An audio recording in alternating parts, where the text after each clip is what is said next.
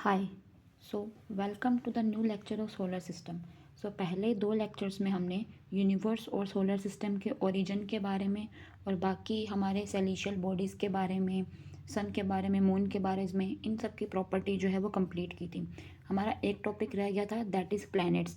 तो टोटल हमारे 8 प्लैनेट हैं। तो इसमें हम हमारे जो भी प्लैनेट्स हैं उन सबको डिस्कस करेंगे। तो प्लैनेट्स को डिस्कस करने से पहले पहले ये देखते हैं कि यहाँ पर क्या होता है। ये जो मार्स और जुपिटर है इनके बीच में आपको एस्ट्रॉयड बेल्ट देखने को मिलती है।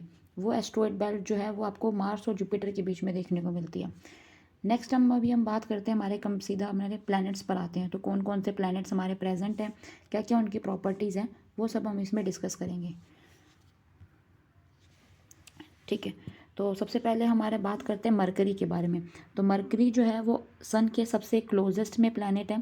सेकंड सबसे फास्टेस्ट प्लैनेट है। फास्टेस्ट प्लैनेट का मतलब होता है कि अर्थ के अराउंड चक्कर निकालने के लिए मरकरी को क्या है, सिर्फ 88 डेज लगते हैं। 88 डेज में अर्थ जो है, मरकरी जो है वो सन के अराउंड अपना एक रेवोल्यूशन जो है वो कंप्लीट कर देती है। सेकेंड इज़ मरकरी के पास में कोई भी सैटेलाइट नहीं है। कोई भी सैटेलाइट नहीं है यानी कि कोई भी नेचुरल सैटेलाइट नहीं है। हमने पहले की वीडियोस में पढ़ा था कि सैटेलाइट जो है वो आर्टिफिशियल और नेचुरल रहेंगे। तो नेचुरल सैटेलाइट जो है जिसे हम मून कहते हैं, तो बेसिकली मरकरी के पास में कोई भी मून नहीं है। And the next point is smallest planet है हमारे सोलर सिस्टम का। मतलब हमारे सोलर सिस्टम में जितने भी 8 प्लैनेट्स हैं उनमें सबसे ज़्यादा छोटा प्लैनेट जो है वो मरकरी है। तो ये सब हमने डिस्कस किया मरकरी के बारे में। अभी हम डिस्कस करते हैं, नेक्स्ट प्लैनेट रहेगा हमारा वीनस। तो वीनस के बारे में डिस्कस करते हैं। वीनस जो है वो सबसे हॉटेस्ट प्लैनेट है, यानी कि सबसे ज़्यादा गर्म प्लैनेट है। सेकंड, वीनस जो है वो पूरे सोलर सिस्टम में सबसे ब्राइटेस्ट प्लैनेट है। मतलब सबसे ज़्यादा चमकने वाला प्लैनेट अगर कोई है तो वो है वीनस। इसलिए इसको मॉर्निंग एंड इवनिंग स्टार भी बोला जाता है।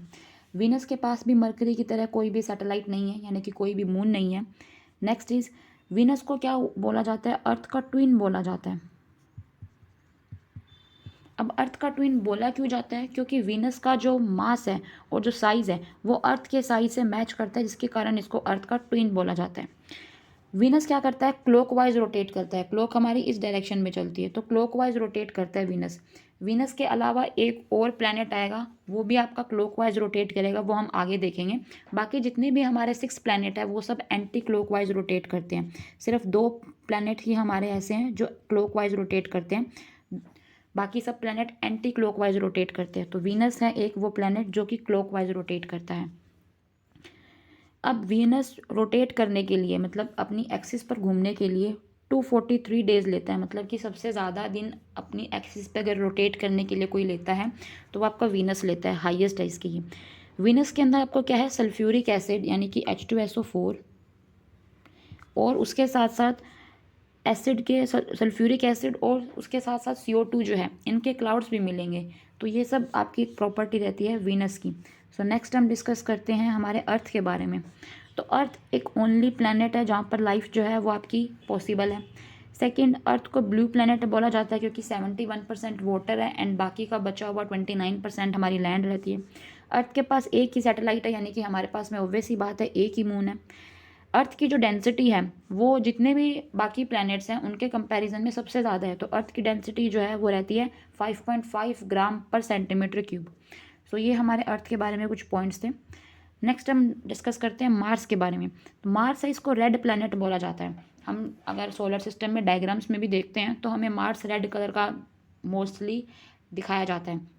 अब ये रेड होता क्यों है, क्योंकि इसमें आयरन ऑक्साइड प्रेजेंट होता है। सेकंड, ये सेकंड स्मॉलेस्ट प्लैनेट है। सबसे छोटा प्लैनेट आपका मरकरी है, उसके बाद में आपका मार्स है। मार्स जो है इसके पास 2 सैटेलाइट है। 2 सैटेलाइट इन द सेंस कि इसके पास में 2 मून्स हैं। नेक्स्ट की हम बात करें, largest volcano and tallest mountain Olympus moons. तो हमारे पूरे सोलर सिस्टम का सबसे बड़ा वोल्केनो और सबसे ऊंचा माउंटेन जो है ओलंपस मून है, जो कि कहाँ पे लोकेटेड है, जो कि मार्स में लोकेटेड है। तो ये सब थे हमारे 4 जो मेन प्लैनेट्स है सोलर सिस्टम के अंदर, उनके बारे में।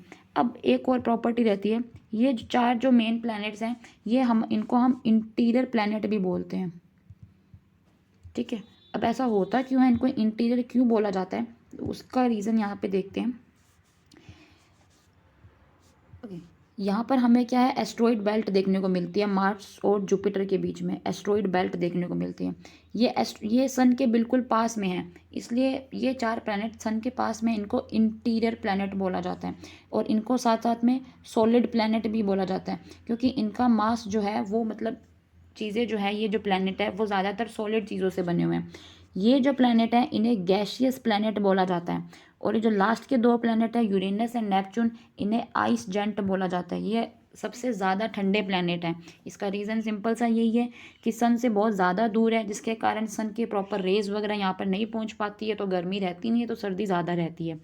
और यहाँ पे इनकी डेंसिटी जो है वो भी बहुत ज़्यादा कम रहती है, क्योंकि गैसेस की बनी है, गैस की डेंसिटी हमें पता ही है कि सबसे ज़्यादा कम होती है। ये हमारे 4 प्लैनेट्स डिस्कस कर लिए हमने। बाकी के बचे हुए 4 प्लैनेट्स हम इसी वीडियो में डिस्कस कर लेते हैं। Just a minute. ठीक है।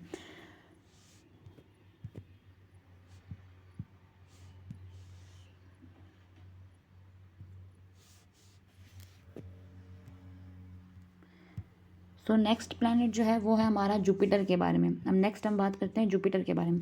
जुपिटर है वो सबसे लार्जेस्ट प्लैनेट है, और इसका रोटेशन का टाइम सबसे कम है। कितना है, यानी कि 10 आवर्स, यानी कि 10 घंटे में कंप्लीट जो चक्कर जो है ये अर्थ के निकाल लेता है, सॉरी सन के अराउंड में जो अपनी एक्सिस पे जो है वो घूम लेता है। चक्कर नहीं निकालता है, अपनी एक्सिस पर घूम लेता है।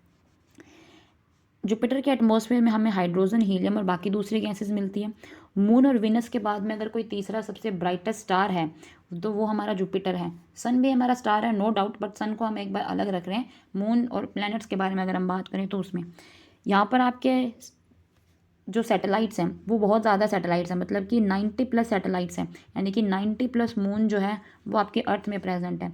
जिसमें से जो लार्जेस्ट है वो है लो, यूरेपा, कैलिस्टो एंड गायनामीड। इसके जो हमारा जुपिटर है इसके आर बार आपको अनक्लियर रिंग्स मिलेगी। जैसे कि ये जुपिटर हो गया तो इसके बार बार इस तरह से आपको रिंग्स मिलेगी, लेकिन वो प्रॉपर क्लियर नहीं है, थोड़ी अनक्लियर सी है। नेक्स्ट हम बात करते हैं सैटर्न के बारे में। सैटर्न जो है वो सेकेंड लार्ज प्लैनेट है। इसके बाहर भी आपको इस तरह से रिंग्स वगैरह मिलती है, लेकिन ये जो रिंग्स है वो ब्राइट है, मतलब प्रॉपर अच्छी तरह से दिखती है। और ये रिंग्स बनी कैसे हैं, ये टाइनी रॉक्स, गैस और डस्ट के आइस के पार्टिकल्स इनके आर बार क्या करते हैं, चक्कर लगाते रहते हैं इन प्लैनेट्स के। ये प्लैनेट जो है वो सबसे ज़्यादा सबसे कम डेंस प्लैनेट है। सबसे कम डेंस प्लैनेट होने का मतलब है कि अगर इस प्लैनेट को आप पानी में रखते हैं तो ये प्लैनेट पानी में फ्लोट करने लग जाएगा, जबकि बाकी जो 7 प्लैनेट है वो पानी में सिंक डाउन कर जाएंगे। इसका जो लार्जेस्ट सैटेलाइट है, यानी कि इसका जो लार्जेस्ट मून है उसका नाम टाइटन है। 1655 के अंदर हाइगेंस नाम के एक साइंटिस्ट ने सैटर्न की बाहर की जो रिंग्स हैं उनको डिस्कवर किया था। फिर 1675 के अंदर कैशियन नाम के जो साइंटिस्ट हैं उन्होंने इनकी रिंग्स के बीच में डिवीज़न है, मतलब कि जैसे कि ये प्लैनेट है तो इसके बाहर ये रिंग्स हैं, तो इन रिंग्स के बीच में ऐसे डिवीज़न है, मतलब जो रिंग्स ऐसे घूम रही है इनके बीच में आपको क्या मिलेगा, थोड़ा सा जो गैप है वो देखने को मिलेगा। इस तरह से यहाँ पर जो गैप है वो आपको देखने को मिलेगा, यहाँ पर गैप प्रेजेंट रहता है। तो जो गैप प्रेजेंट है इसको डिस्कवर 1675 के अंदर किया गया था। नेक्स्ट हम बात करते हैं यूरेनस के बारे में। यूरेनस जो है इसको ग्रीन प्लैनेट बोलते हैं, क्योंकि ये मीथेन की प्रेजेंस यहाँ पर बहुत ज़्यादा रहती है। सेकेंड, यूरेनस को डिस्कवर किया था विलियम हार्शल ने 1781 के अंदर। यूरेनस और नेपच्यून को आइस जेंट भी बोलते हैं, तो ये रहा आपका आइस जेंट।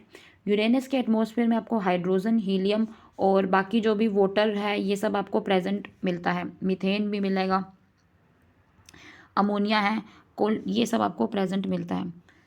इसके आगे अगर हम देखें, ओके,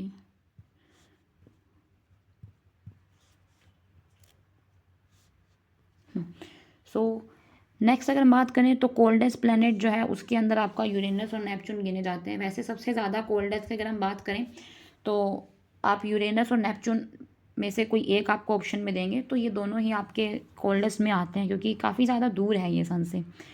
नेक्स्ट क्या होता है, ये जो है वो सन के मतलब कि अपनी एक्सिस के ऊपर क्या है 98 डिग्री पर टिल्टेड होता है, तो इस तरह से ऐसा लगता है कि ये रोल कर रहा है, इसलिए इसको रोलिंग प्लैनेट या फिर लूप साइडेड प्लैनेट भी बोला जाता है।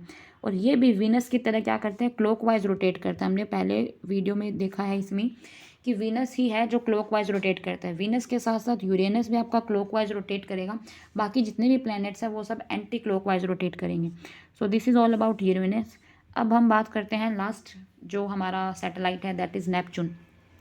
नेपच्यून सबसे दूर रहने वाला प्लैनेट है, इसको भी आइस जेंट बोलते हैं। इसके एटमॉस्फेयर में हाइड्रोजन एंड हीलियम प्रेजेंट है।